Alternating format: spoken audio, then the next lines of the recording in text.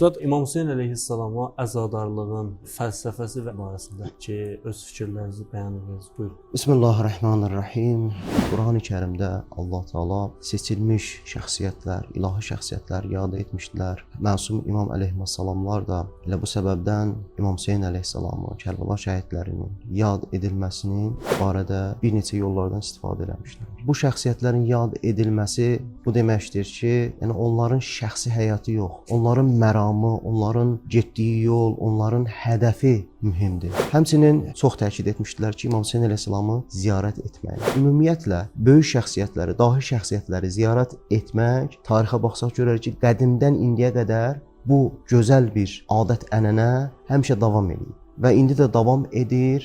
Məsum İmam əleyhissalamlar da İmam Hüseyn əleyhissalamı ziyarət etmək, o böyük şəxsiyyəti ziyarət etməyi təkid etmişlər və özlərinə vacib bilmişdilər ki, şiələri imamı ziyarətə göndərsinlər. Yəni bu həm İmam Hüseyn əleyhissalamın qiyamının fəlsəfəsini başa düşülməsidir. İmam Hüseyn əleyhissalam zülmə, haqsızlığa qarşı çıxıb, bunu başa düşüb anlamaq, həm də İmam Hüseyn əleyhissalamla emosional əlaqə saxlamaq kimi qiymətləndirmək olar bu məsələni. Hədislərdə də vurğulanır ki, İmam Hüseyn əleyhissalamı ziyarət etmək həcc və ümrədən üstündür. Bəzi hədislərdə hətta buyurulub ki, İmam Hüseyn əleyhissalamı ziyarət edən elə bil ərşdə Allah Taalanı ziyarət edir. Yəni bu nə deməkdir? O deməkdir ki, İmam Hüseyn əleyhissalamın qiyamının fəlsəfəsinə biz diqqət etsək görərik ki, İmam Hüseyn əleyhissalam din üçün qiyam elədi. Dinin yaşanması üçün şəhid oldu. Din nədir? Din necə yaşamağı bizə öyrədir. İmam Hüseyn əleyhissalam bir növ bizə necə yaşamağı öyrətdi. Bəli,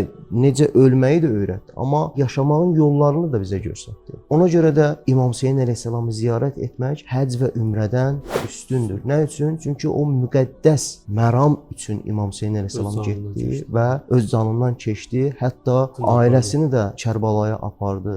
Qardaşı, övladları və onlardan keçdi. Nə üçün? Biz necə yaşamağı bilək. Və həmçinin buyurulur, ərşdə Allah Taalanı ziyarət etmək. Bu o deməkdir ki, yəni əgər biz İmam Hüseyn əleyhissalamı ziyarət edib Allahın ərşində gedib Allahı ziyarət edə bilsək, əgər bu mümkün olsaydı, onun savabı İmam Hüseyn əleyhissalamın ziyarətinə gedənlərin savabına yetişərdi. Həmçinin İmam Hüseyn əleyhissalam qiyam elədi. Qiyam əsnasında bir neçə cümlələrə işarə etdi. Bir cümləsində Həzrət buyurur, əgər mənim qətlə yetirilməyimlə Həzrət Peyğəmbərin dini yaşayacaqsa, o zaman ey qılıncdır, doğrayın.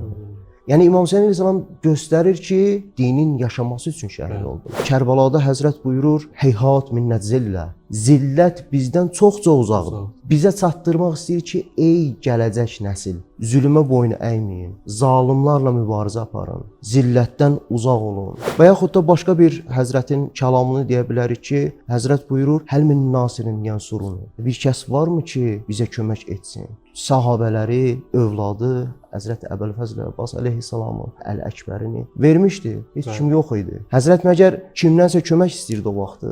Məgər orada adam qalmışdı. Nə demək istəyir ki, həl min nasirin?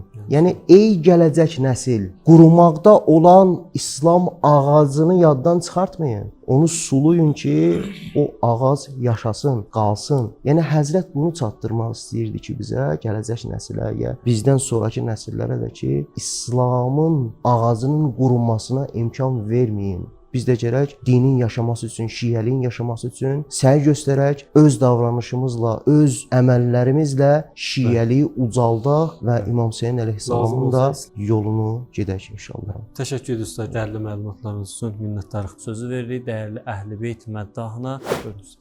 Allah Allah əlim üstündə qalıb nazlı bala, oxlanıb Fatimədən xələt alıb nazlı bala.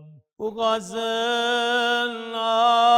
balamın qan süzülür. Tutmasam baş bədənindən üzülür.